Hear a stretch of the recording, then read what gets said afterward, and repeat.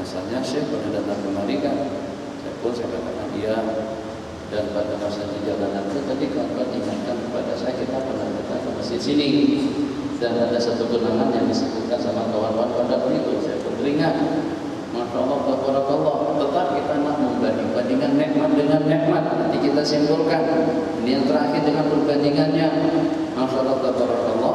Maka dengan biji kita tadi itu, musim majlis tadi itu senyum, saya pun juga senyum. Padahal mungkin hanya sekali itu saja kita pernah berjumpa. Yang kalau pada saat kita berjumpa di tempat lain, mungkin kita tidak berkenalan. Apalagi kalau saya lepaskan sorban, saya tak pakai jubah, hanya pakai baju jamis, baju jubah, baju kamis saja, mungkin kita tidak kenal mengenal pada saat itu. Dalam berapa kali hewan, binatang, kambing, kerbau, lembu ketemu dengan kita, pernahkah dia senyum dengan kita? Hei, assalamualaikum, tak pernah senyum kan Haji? Padahal jasa baik kita kepada binatang tadi itu kita bagi makan, kita bagi minum, kita bagi rumput, kita bagikan segala-galanya. Padahal dia kenal betul dengan kita, tapi percuma dia tidak boleh senyum. Tak susah mana senyum. Kalau boleh ucap atau juga dengan kucing itu tak pernah senyum. Besarnya nikmat. Dari situ Allah nak bagikan segala-galanya kepada manusia. Organ manusia bukan hanya yang termahal, mahal betul, yang tidak ada tandingan dan juga tidak ada sepakat dan juga tidak ada gantinya, tapi juga dalam waktu yang sama mahal-mahalnya modal atau anugerah nikmat yang Allah bagikan kepada kita, tapi juga mempunyai manfaat yang tidak ada tandingannya. Masya Allah, senyum, ibadah, tasbih, tahmid, takbir, itu baru ibadah daripada mulut. Bismillahirrahmanirrahim. Tadi Pak baca Alif Lam Mim. Dzalikal kitabul la raiba fihi hudan lil muttaqin alladziina yu'minuuna bil ghaibi wa yuqiimuuna as-salata wa mimmaa razaqnaahum yunfiqun walladziina yu'minuuna bimaa unzila ilayka wa maa unzila min qablik wa bil akhirati hum yuqinun ulaika 'alaa hudan min rabbihim wa ulaika humul muflihun. Allahu akbar. Itu kalau dengan hitungan angka sudah dalam berapa zillion ringgit keuntungan yang kita dapatkan daripada lantunan bacaan kita tadi. Dunia kita tidak akan mampu untuk menilai sepatah kata lantunan yang kita lantunkan bersama. Subhanallah walhamdulillah wa la ilaha illallah wallahu akbar. Semampu apapun alat-alat yang menghitung, kalau sadar dengan semuanya kita gunakan untuk menghitung balasan anugerah nikmat yang Allah bagikan terhadap ganjaran pahala lantunan ibadah atau juga dengan ayat yang kita baca, itu tidak akan mampu. Kenapa? Sebab balasan Allah Jalla wa'ala, balasan daripada Sang Pencipta yang maha kaya, yang maha pemurah, yang maha hebat, yang maha pengasih, yang maha memberi, yang maha berkuasa atas segala-galanya. Ya Allah ya Arhamar Rahimin. Tuan Haji, kalau kita sudah subati dengan parti politik terus dibayar 1 juta, apakah kita mau pangkal parti lawan atau dengan kita tetap dengan kita pangkal parti kita? Dulu hijau, sekarang hijau, selama-lamanya hijau sampai mati. Dulu Allah apa? Ini bisa saja, ini bukan politik. Kau jangan terlalu sensitif. Kita punya raya sudah selesai dah. Jadi kita bersatu padu, jangan kita apa yang bergaduh. Habis nah, yang naik nah, yang turun. Semuanya kita sama-sama pergi ke masjid supaya kita sehati lah paling tidak. Sudahnya dengan kita bermusuh-musuhan pada masa kita berkempen, tidak pernah langsung kita menyebut kebaikan daripada lawan atau dengan partai politik yang beda. Ya kalau tidak sekarang dengan kita rukun, senyum, assalamualaikum, waalaikumsalam warahmatullahi wabarakatuh. Mau tak kalau kita sudah letak tekad di belakang kereta kita, dahulu ini, sekarang ini, dan selama-lamanya ini. Alaiha nahya wa alaiha namut wa biha nu'asu insyaallah. Orang yang semacam itu tidak akan berubah dengan pendiriannya, dibayar dengan sebanyak apapun. Masya Allah, tabarakallah. Itu yang kalau pada saat dengan kita sudah subati dengan sesuatu, kita tidak akan beranjak untuk kita melepaskannya. Jadi bagaimana kira-kira ya kalau pada saat dengan kita sudah subati dengan amal ubudiyah yang Allah anugerahkan kepada kita. Seseorang yang kalau sudah subati dengan amalannya, kalau dicincang-cincang, dipotong-potong, disiksa, dianiaya seperti apapun kejam dan beratnya, tetap saja dengan slogan Ahadun Ahad, Maha Esa, Maha Esa. Itu lantunan kata-kata yang diucapkannya. Apa yang saya maksudkan dan ingin saya sampaikan tadi dengan menyebut dua partai politik yang ingin saya sebut, kita tidak akan beranjak daripada pendirian kita. Masya Allah, tabarakallah. Sampai 1 juta sekalipun mungkin tetap juga dengan kita mempertahankannya. Kenapa? Sebab menurut kita itu adalah kebahagiaan, menurut kita itu adalah masa depan, menurut kita itu adalah keperluan yang kita perlukan. Allahu Akbar. Bagaimana kira-kira yang kalau pada saat dengan insan yang tidak mau dibayar dengan beribu-ribu RM tadi itu untuk kita meninggalkan parti politiknya, yang dengan kita kalau pada waktu kita disuruh bayar sebanyak itu, kita tidak akan siap untuk beralih kepada partai lawan, karena itu adalah sebagai prinsip yang perlu kita pertahankan dalam hidup. Masya Allah, tabarakallahu ahsanul khaliqin. Dengan anugerah nikmat dan juga dengan dua saputra yang Allah bagikan kepada kita, ganjaran daripada zikir yang kita lanturkan, ulama mengatakan itu lebih berarti daripada dunia dan isi-isinya. Kalau kita tidak beranjak, tapi Masya Allah, tabarakallah, dengan Allah Jalla wa'ala, Allah bagikan dalam berapa bilion, dalam berapa juta, kekayaan, politik, kemewahan hidup, wanita, dan juga semuanya kepada mereka-mereka yang mensekutukan zat Allah yang Maha Agung. Itu maknanya apa? Maknanya dunia dengan segala-galanya tadi itu masih belum setanding dengan lantunan tasbih yang kita lantunkan bersama. Sebab dengan dunia yang mengagumkan kita tadi itu, bagi Allah tidak ada artinya. Innalillahi wa inna ilaihi raji'un. Mana buktinya dunia tidak ada artinya di sisi Allah? Allah bagi makan orang kafir. Ayo kita ya mewah-mewah juga, tapi statistik yang berbicara. Kekayaan bukan dengan orang Islam, politik bukan dengan orang Islam, pertahanan bukan juga dengan orang Islam. Tuh yang mengatur dunia modern sekarang adalah Amerika, otaknya Israel atau Yahudi. Allah bagi makan orang-orang Yahudi, Allah bagikan kekayaan kepada orang-orang Yahudi. Kenapa? Karena dunia tadi itu tidak ada nilainya sedikit pun di sisi Allah Jalla wa'ala. Lebih berarti lantunan tasbih yang kita lantunkan. Masya Allah, tabarakallah. Yang saya katakan, betapa mahalnya nikmat yang Allah bagikan kepada kita pertama, dan betapa berartinya lantunan ibadah yang kita lantunkan saat ketika kami turun kita. Dia walaupun hanya setakat dengan mengucapkan ghairil maghdubi 'alaihim waladdallin.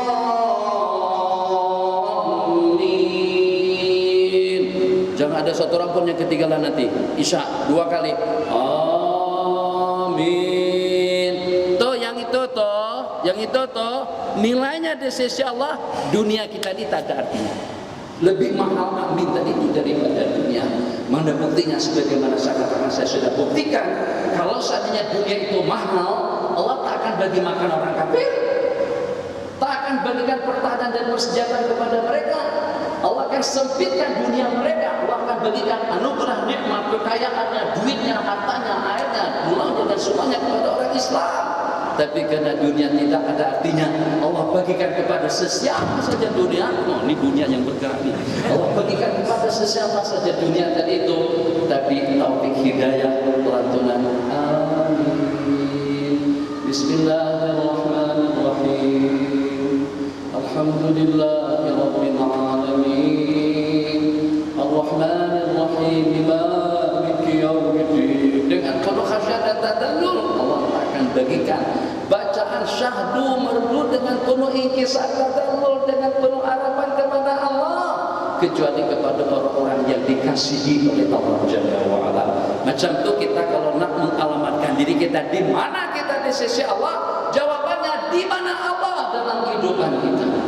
Tadi berdua saya tak pandai lagi lagu sini, saya pandai lagu Mekah aja. Allah, ini betul tadi lagu azan tadi tu. Allahu Akbar, Allah.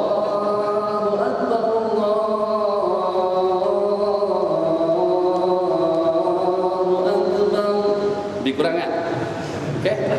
Yang biasa itu lagu Mekah. Allahu Akbar.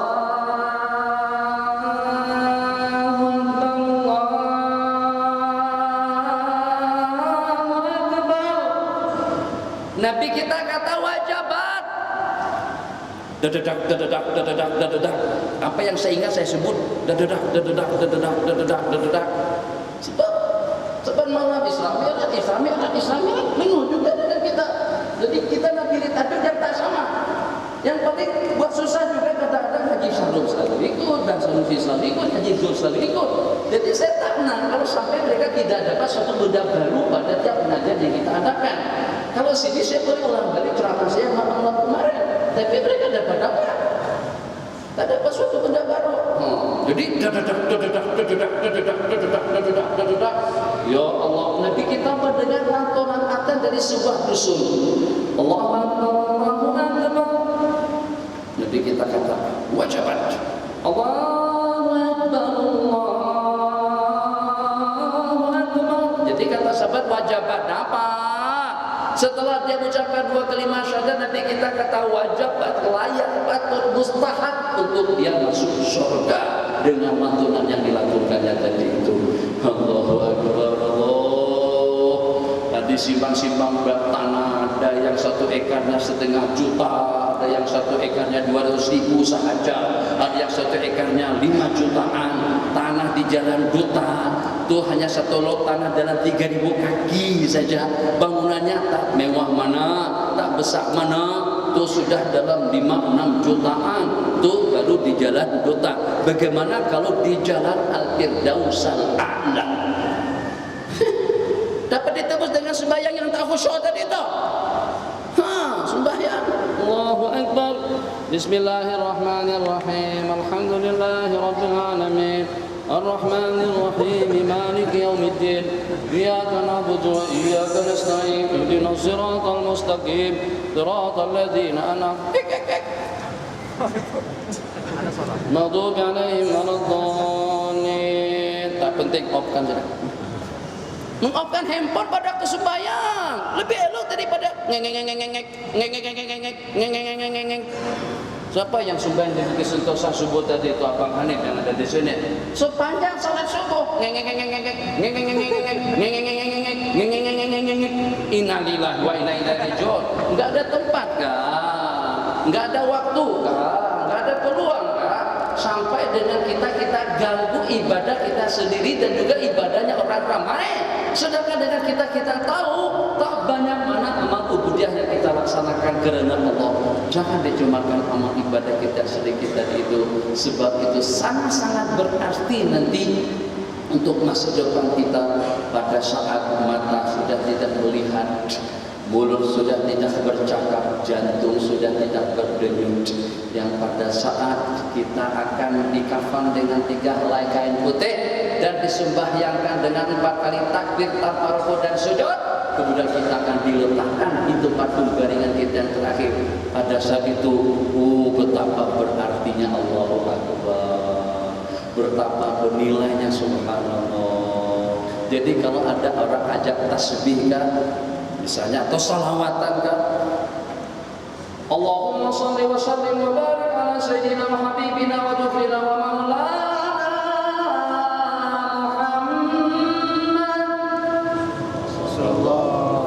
begitu tuh tarawih kan itu Bilal yang halamani insyaallah tabarakallah sukhrina maulana wa syafi'ina wa qabila wa Muhammad dan rasanya kesian tuh Bilal menjerit-jerit nyari macam itu tak dapat sebutan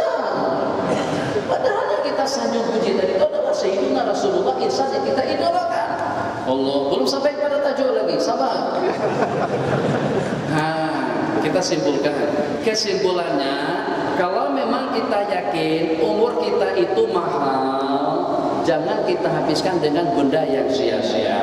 Kalau kita sudah tahu satu persatu daripada organ yang Allah bagikan kepada kita, yang walaupun ada di antara daripada makhluk-makhluk Allah yang selain daripada manusia yang memilikinya, bahkan mungkin lebih kuat, lebih hebat, lebih mampu, lebih tajam, lebih leluasa, tapi tetap yang memanfaatkan, sehingga dengan kita boleh mendapatkan manfaat dunia dan akhirat. Kita kembangkan teknologinya, kita kembangkan perairannya, kita kembangkan udaranya, kita kembangkan tanahnya, kita kembangkan dunianya, sehingga kita boleh hidup mewah sebagaimana hidup kita sekarang. Ya, yang walaupun kita tak banyak duit, tapi paling tidak kita sudah boleh naik kereta, kita sudah boleh makan, sudah berpakaian, alhamdulillah, dengan rumah, alhamdulillah, semuanya serba nikmat. Itu hasil daripada organ nikmat yang Allah bagikan kepada manusia. Manfaatnya dunia dan akhirat. Dunianya kita sampai ke angkasa lepas, dunianya yang panas menjadi sejuk, dunianya yang berat menjadi ringan, dunianya yang sulit menjadi mudah. Itu kecanggihan teknologi. Otak manusia, organ pemberian daripada Allah, nilainya mahal, kegunaannya pun juga mahal. Kira-kira sanksi rasa sungguhnya kalau pada saat manusia tidak mengerti betapa berartinya nikmat yang Allah bagi, sehingga mata disalahgunakan, mulut disalahgunakan, telinga disalahgunakan, dia akan mencerca dan mencaci dan melaknat. Allah berfirman, "Fala tadumuni walumu anfusakum." Jangan sekali-kali dengan kamu mencerca dan mencaci maki aku. Cerca dan celalah diri pribadi kalian sendiri, sebab itu adalah olah dan perbuatan kamu. Aku dah hantar para nabi-nabi dan rasul, aku sudah turunkan Al-Quran sebagai pedoman hidup, dan aku wajibkan kepada para ulama untuk melakukan amar ma'ruf nahi anil munkar. Hal min sami', apakah ada telinga yang mendengar, apakah ada hati yang paham, apakah ada diri yang mengamat? Kalau seandainya dia kata tak paham, tak reti, tak dengar, atau tidak berpeluang, semua alasan itu tidak akan diterima oleh Allah nanti pada hari kiamat. Sedar sebelum kita disedarkan, ingat sebelum kita diingatkan. Anggota yang termahal harus kita gunakan untuk benda-benda yang mahal. Anggota yang terbatas kita kejar waktu, karena kita ingin mengejar waktu, maka supaya surga-surga Allah, Jannatul Adin, Jannatul Ma'wa, Jannatul Firdaus, dan juga dengan surga-surga lainnya, Nabi kita bersabda di dalam surga itu terdapat 100 derajat, antara derajah kepada derajah, antara tingkatan kepada tingkatan, seperti jarak antara langit dan bumi. Wal Firdausul A'la, sedangkan Firdaus yang tertinggi itu adalah pada tingkatan yang paling di atas. Wa idza sa'altumullah al-jannata, maka apabila kamu memohon dan meminta kepada Allah, fas'aluhul Firdausul A'la, mohonlah Firdaus, surga Firdaus yang tertinggi. Itu kata kita baru bebaloi, padan dengan nikmat yang Allah bagi. Jadi supaya kita dapat mengejar waktu, supaya kita dapatkan kebaikan sebanyak-banyaknya, maka tadi saya katakan Allah muliakan kita dengan 4 perkara. 1, dengan waktu, yang kedua dengan tempat, yang ketiga dengan keadaan, yang keempat dengan orang-orang, yang kelima dengan amalan. Masya Allah, tabarakallah. Sikit Allah bagi balasannya banyak. Malam tadi itu saya kata, kalau saya sembahyang, bikin sembahyang khusyuk sekali, saya sembahyang, buat sembahyang cantik, ikut sembahyang dan pedoman salu kama raaitumuni usalli. Allahu Akbar. Tangan betul di waktu rukuk, ke-10 jari saya lengkungkan menghadap ke arah kiblat dengan iringan Allahu Akbar. Di sini pun juga dengan 10 jarinya saya renggangkan, mata saya ke tempat sujud. Allahumma laka raka'tu wa bika amantu wa laka astantu khasha'a sam'i wa basari wa mukhi wa 'azbi wa mastaqallat bihi qadami. Sami Allahu liman hamidah. Pada waktu saya membaca surah, saya baca surah sampai habis. Rakaat yang pertama surahnya lebih panjang, rakaat yang kedua secara berurutan jangan melompat-lompat daripada surah ke surah, ikut sunnah. Rakaat pertama surahnya lebih panjang, rakaat yang kedua surah yang berikutnya wadduha, alam nashrah, watini wazaitun. Rakaat pertama qul ya ayyuhal kafirun, rakaat yang kedua idza jaa nasrullah. Kecuali kalau untuk sembahyang sunat, kuliah dengan qul huwallahu ahad, sembahyang cantik, sungguh cantik betul, tidak ada tandingannya. Assalamualaikum, wajah kita masih menghadap kiblat, warahmatullah, sampai kelihatan pipi kita kepada makmum di belakang. Macam juga pada waktu kita salam yang kedua. Agak-agak anta boleh bagi saya duit untuk menghargai sembahyang saya tadi itu dalam berapa ribu juta atau dalam berapa ribu ringgit, paling 100 ringgit. Sembahyang yang cantik tadi itu 100 ringgit jaganya. Kalau seadanya jutawan, miliarder, banyak duit, belum tentu dia berani membayar 1 juta dengan sembahyang yang saya laksanakan. Itu nilainya sembahyang kita. Masya Allah, tabarakallah. Jadi kalau macam itu, jangan sampai sembahyang kepada manusia, jangan sampai cantiknya kepada makhluk. Sembahyanglah karena Allah. Tidak ada ria, tidak ada ujub, tidak ada sum'ah. Kenapa? Sebab manusia hanya boleh bagi 100 RM saja. Demi Allah, sembahyang kalau terdapat 70 orang yang menyembahyangkan jenazah, nanti kita bersabda yang 70 tadi itu akan Allah terima syafaatnya dan akan memberikan kampunan, akan menjadi asbab kampunan kepada orang yang kita sembahyangkan. Kalau seandainya tak cukup, tak banyak mana, kita bagi 3 shop. Imam shop yang walaupun 9 orang, bukan 3 strategi main bola sepak, bukan. 4-3-3 misalnya, 4-3-3, betul kan? Atau juga 3-4-3 lagi, terserah macam mana. Yang penting kita buat 3 shop. Itu 3 shop yang menyembahyangkan jenazah tadi itu akan Allah terima syafaat daripada mereka. Tuh banyak mana kita bagi? Ini si mati ini sudah ada jaminan surga daripada Rasulullah, sudah mendapatkan kampunan dosa. Selesai, pada waktu berdoa dijatuhkan amplop ke tangan kita. Atau pada waktu kita selesai salat tuh di pintu situ tuh orang bagi amplop, buka saja 5 ringgit ya. Pertama kali saya sedang jenazah di Kedah, kira-kira tahun 2000-an. Budak buka, saya pun ikut buka juga. Budak tuh begitu dapat amplop dia buka, saya buka juga. Kok lah beda dengan hayal budak tadi tuh. Dia dapat 3 ringgit, saya pun juga dapat 3 ringgit ya. Kalau nak tahu nilai sembahyang yang kita laksanakan, Allah tak menilai ibadah kita semacam itu. Jadi kalau macam itu, setialah dengan Allah. Ibadah karena Allah, jangan karena makhluk. Waktu kita terlampau sedikit, umur kita terlampau sedikit, kebaikan kita terlampau sedikit, jangan kita cemakan dengan apa saja. Dan juga dalam waktu yang sama, ambil peluang dan kesempatan untuk kita memakmurkan waktu-waktu yang mulia. Malam 23 hari bulan, malam Senin kalau tidak salah, kosongkan TPT, nonton film, bersambung tak bersambung, cinta sayang, sayang cinta, cinta berkasih, tasbih cinta, atau juga dengan unta cinta atau apa saja topik tajuknya, tinggalkan itu semuanya. Malam hari nisfu Sya'ban, tawajuh kepada Allah Jalla wa Ala. Dikatakan malam hari itu adalah juga di antara daripada malam yang menentukan, malam-malam orang yang akan meninggal pada tahun itu. Catatan ketentuannya juga pada malam yang berkenaan. Amalan baca Yasin 3 kali biar asli. Siapa saja memfatwakan mengatakan tidak boleh, tetapi itu punya boleh. Kalau semua mufti Malaysia mengatakan haram baca Yasin pada malam Jumat atau haram membaca Yasin 3 kali pada malam nisfu Sya'ban, tetap saja hukumnya tidak haram. Kenapa? Sebab itu adalah perintah daripada Allah dan Rasulnya, yang dengan kita disuruh untuk kita banyak-banyak berzikir. Orang yang banyak zikirnya, banyak bacaannya, banyak hafalannya, elok khatam Al-Quran tiap malam. Imam Syafi'i khatam Quran tiap malam. Imam Tamimun dari sahabat Nabi khatam Quran tiap malam. Sayyidina Utsman tiap malam. Ubay bin Ka'ab tiap malam. Tidak terhitung ramainya para sahabat Nabi dan juga dengan salafus saleh yang khatamkan Al-Quran tiap malam. Tak boleh hanya hafalnya setakat Yasin saja. Udah kita baca Yasin. Kalau boleh jangan baca 3 kali. Bid'ah kalau kita katakan hanya boleh dibaca 3 kali. Sebab hajat kita banyak. Dahulu orang hajat tak banyak mana. beli kereta, sebab tak dijual.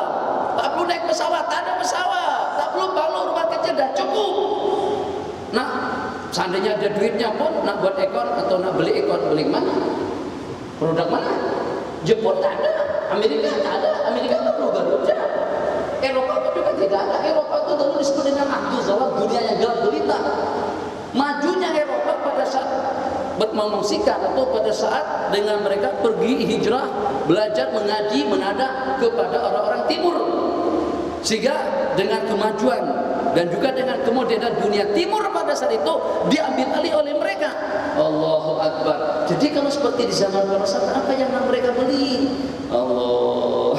Terus mereka baca Fatihah atau juga khatam Quran. Sementara yang dihajarkan dan diperlukan mereka untuk urusan dunia tak banyak mana. Saya yakin dan berani meyakinkan, saya yakin-yakinnya tidak pernah sahabat tadi memohon meminta kepada Allah, ya Allah ya Rahman Rahimin, mudahkan aku atau murahkan rezekiku, ya Allah berikan aku rezeki jika aku boleh membeli iPad, ya Allah murahkan rezekiku jika aku boleh beli kereta Mini Cooper, ya Rahman Rahimin. Kata mereka, sahabat, Mini Cooper itu maksudnya apa? Keledai kamu? Sebenarnya ada keledai otak biasa, tiga jenis itu saja.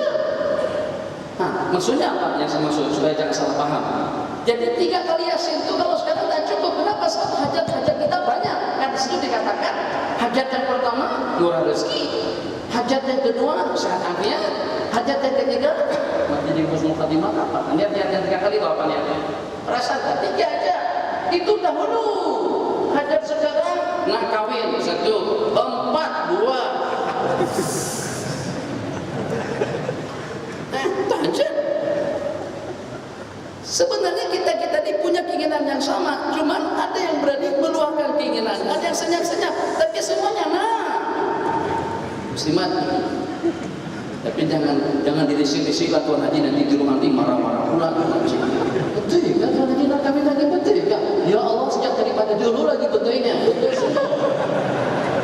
Tapi kita berani cakap je. Ima kena kasihan bini, kena kasihan, ima kena tak berani, ya ima kena untuk menjaga kasih sayang dan cinta setia seperti itu, rasa tak tegamak lah, tak tegamak lah dengan kita menikah. Itu saja pertimbangannya. Nak tu nak 1, dapat istri pasangan hidup yang soleh-solehah. Kemudian yang kedua, murah rezeki, dapat juga beli rumah di bibit Jeluntung atau juga di Jalan Zaman Syarah atau juga di Syahlar itu, kalau tidak pun tempat kawasan jauh tapi cantik, selesa, nyaman. Sebab nanti kita katakan kenikmatan dunia itu ada 4, rumah yang luas, istri yang solehah 2, kemudian yang ketiga kendaraan yang nyaman dan selesa. Itu kenikmatan dunia. Ada kendaraan yang selesa. Ini kendaraan jalannya.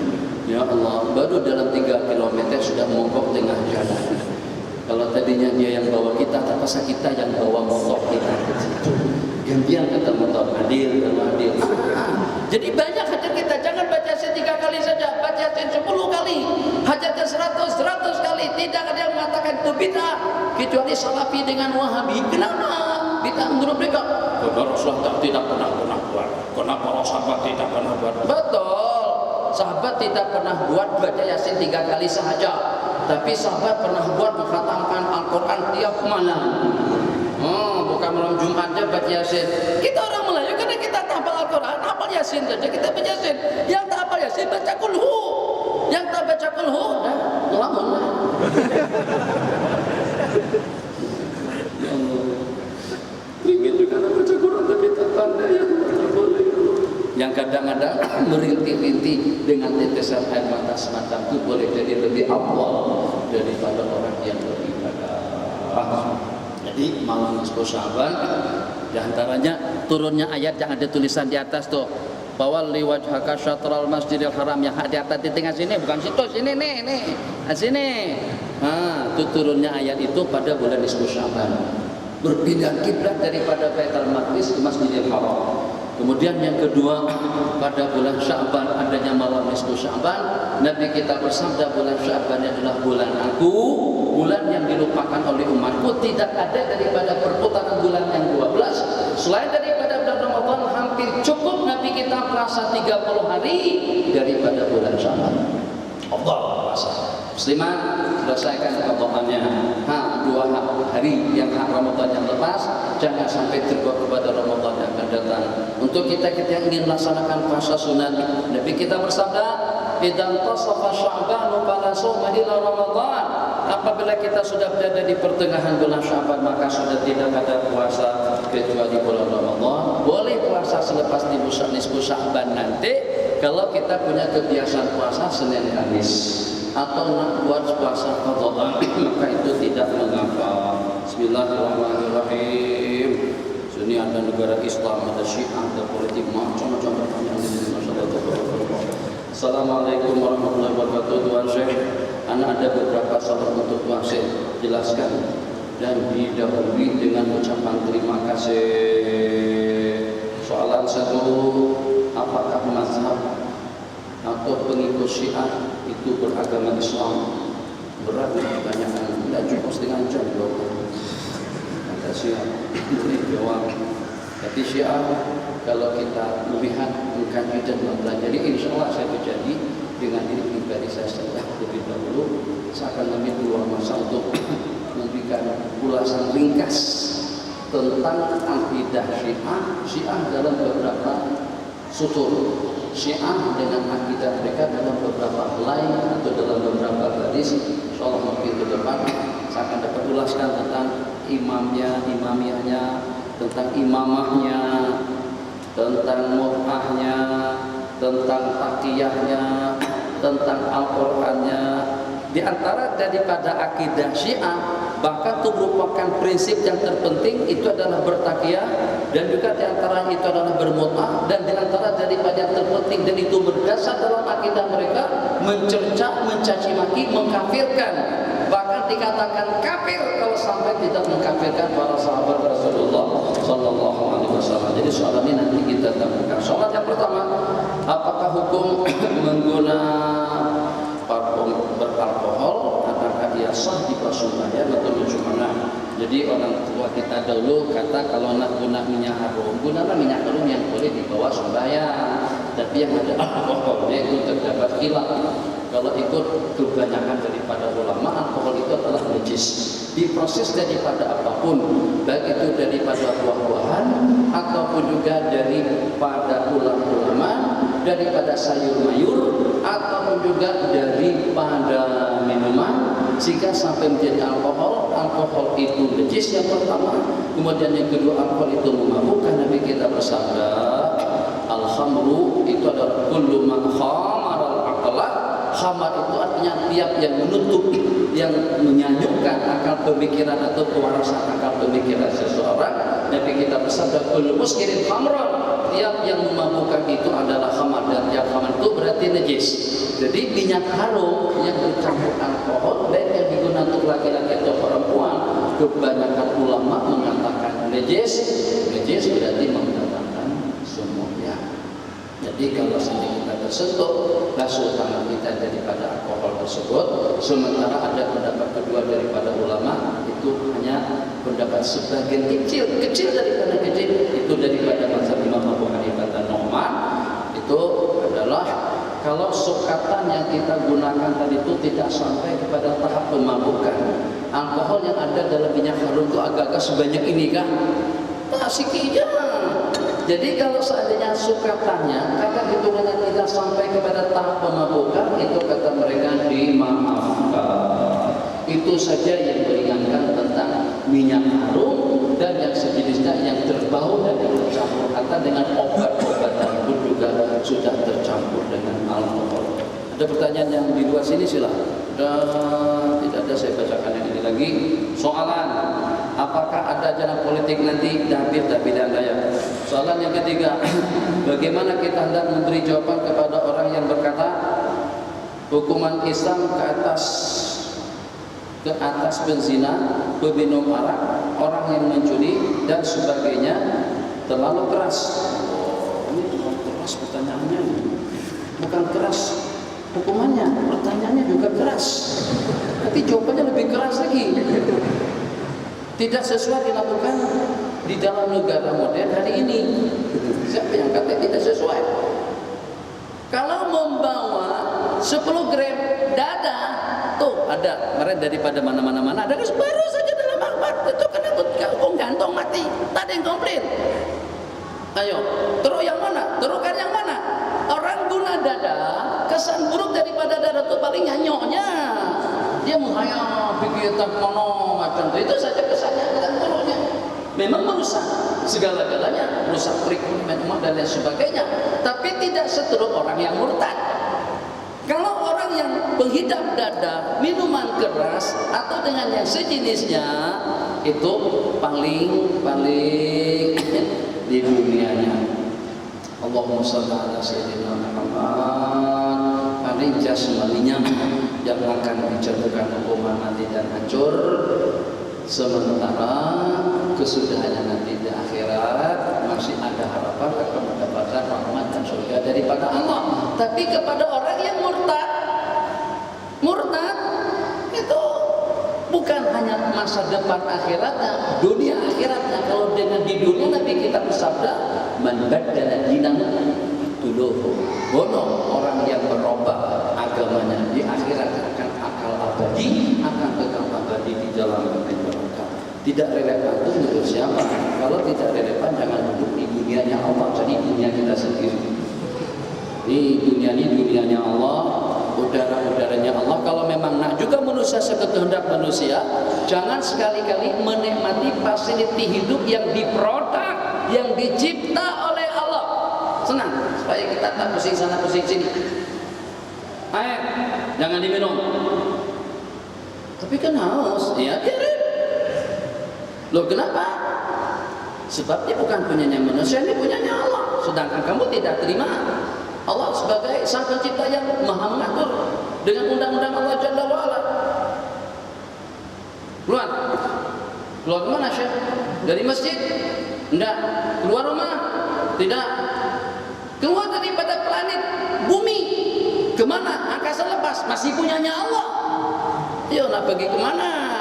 Duduk dalam kubur pun kuburnya Allah juga, tanahnya Allah juga, udara-udaranya Allah, air-airnya Allah, mataharinya Allah. Jangan guna fasilitinya Allah atau makhluk ciptaan Allah yang kalau pada saat manusia tidak mau taat kepada Allah, silahkan nak berzina, nak merokok, nak menipu, nak merajuk, apa saja, buat apa saja, tapi minta dikembalikan organ-organ yang Allah beri. Dan yang pertama nyawa, roh. Antar balik roh yang diberikan. Wa yas'alunaka 'anil ruh qul ruhu min amri rabbi wa ma utitum min al-'ilmi illa qalila. Dan mereka menanyakan tentang roh dan katakanlah roh itu adalah daripada ilmu Allah, daripada urusan Allah. Dan Allah tak bagikan kepada mereka melainkan ilmu yang sedikit. Wa ma utitum min al-'ilmi illa qalila. Serahkan roh. Baru kita nak buat apa saja. Tapi mana betul dengan kita jadi tetamu seseorang terus berkehendak di rumah orang. Apa nih? Buryani saban hari. Gantilah dengan nasi mandi, gantilah dengan nasi kerabu, gantilah dengan nasi dadar. Kerupuknya mana? Kecapnya mana? Sambalnya mana? Bonaji itu tetamu kan bagaimana? Kalau tak jadi tetamu kena akur lah. Apa yang disediakan sama masjid makan. Jangan milih itu ini. Kenapa? Karena kita di rumah orang. Sudahnya pinjam kereta orang, apa kereta begini? Selesai, mogok-mogok lagi, murah lagi. Ini model tahun berapa? Kalau nak model yang baru, beli sendiri. Banyak nih di mana-mana. Tuh beli dengan proton ada yang baru-baru tuh di pinggir-pinggir jalan, dengan panasan kedinginan situ, ambil satu supaya kita lebih selesa dengan kereta kita daripada kita menyebut-nyebut tentang kereta orang. Macam tuh. Jadi bahasa kurang lebihnya, jangan minta maaf minta maaf, jangan campur tangan ya tentang urusan pemerintahanku. Dunia ini dunianya aku, dan kamu itulah ciptaannya aku yang cipta, aku yang ngatur. Mohon ya, jangan ikut campur tangan untuk mengatur urusan aku. Itu bahasa logiknya seperti itu. Bismillahirrahmanirrahim. Assalamualaikum warahmatullahi wabarakatuh. Tuan Guru, di sini disebutkan bagaimana hendak menundukkan nafsu kalbu dalam urusan kehidupan. Coba baca supaya mata mana dulu. Tulisannya besarnya, ini tulisannya kecil. Jadi boleh baca aja gimana supaya mata. Dalam solusi. Mana boleh? Nanti kalau sudah tua tahu rasanya bagaimana. Assalamualaikum Tuan Guru Mulia Syekh Nurdin. Bagaimana hendak menundukkan nafsu kamu dalam arus kehidupan yang penuh dengan pancaroba di saat ini? Mohon pencerahan dari Tuan Guru Syekh. Apa yang anda cerahkan kalau memang sudah cerah? Pukul 9.30 ada cerah lebih daripada cerah lagi. Menundukkan kalbu. Kalau kalbu kita ini tak sujud, jangan harap kepala kita tak sujud. Anggota kita tidak akan sujud kepada Allah kecuali kalau pada waktu kita mampu untuk menunjukkan hati kita terlebih dahulu. Jadi bagaimana untuk kita mengawal hati? Ala inna bil jasadi mudghah. Sesungguhnya terdapat di dalam jasad seseorang itu segumpal daging. Ala wahyal qalbu, mudghah itu adalah segumpal hati. Jadi kalau pada saat dengan hati tadi itu sudah teratur dan terbimbing, anggota tubuh itu akan terkawal, pergerakannya akan teratur. Tapi kalau pada saat dengan yang segumpal daging tadi itu rusak, maka akan rusak segala. Bagaimana cara kita menundukkan hati? Jawabannya, fa'alam annahu la ilaha illallah. Tundukkan hati dengan kalimat la ilaha illallah. Kenali Allah sebagai Sang Pencipta dan kenali diri kita sebagai hamba Allah yang kerdil, yang senantiasa dengan lupa dan lalai dalam kehidupannya. Man arafa nafsahu arafa rabbah. Orang yang kenal diri pribadinya lemah, kurang, dan juga dengan segala kekurangan yang kita miliki, niscaya dengan kita akan mengenal Allah Jalla wa'ala. Apapun pertanyaannya dan seperti apapun bunyi rentak soalan yang dipertanyakan, tetap dengan jawaban yang pertama, Iqra bismi rabbikal ladzi khalaq. Kita membaca yang pertama bukan setakat dibaca tapi dipahami, bukan setakat dipahami tapi kita amalkan, cari lingkungan yang boleh beramal dengan ini. Jadi kadang-kadang sedih, ya Allah, kadang-kadang sedang berbaca wajah yang tinggi, tapi terhadap perkara-perkara sunnah dalam ibadah saja banyak yang kita tahu, yang tidak dapat membeda-bedakan mana yang disunatkan, mana yang lebih afdal. Tapi masih lumayan juga, bahkan berapa banyak yang tidak dapat membeda-bedakan mana yang wajib dan juga mana yang sunat. Jangan sampai dengan hati kita tercuit dan terbawa arus gigih dalam melaksanakan perkara-perkara sunat, sementara dengan perkara-perkara wajib kita terabaikan. Kita tingkatkan ubudiyah kita nanti pada malam Selasa yang akan datang, atau Senin malam Selasa, malam Selasa, Senin malam Selasa, Senin malam Selasa, malam Syaban, dan juga kita tingkatkan kedekatan diri kita kepada Allah Jalla wa'ala pada malam hari itu, tapi dengan tulus, ikhlas kepada Allah Jalla wa'ala. Dan adakan kedekatan yang telah disitakan di dalam Allah Jalla. Ya Allah, ya Allah, tundukkan hatiku, berikan iman dan ketuhanan, senantiasa memohon kita dan senantiasa sudah percobaan. Katakan dinas siratal mustaqim, bimbinglah kami kepada jalan yang lurus,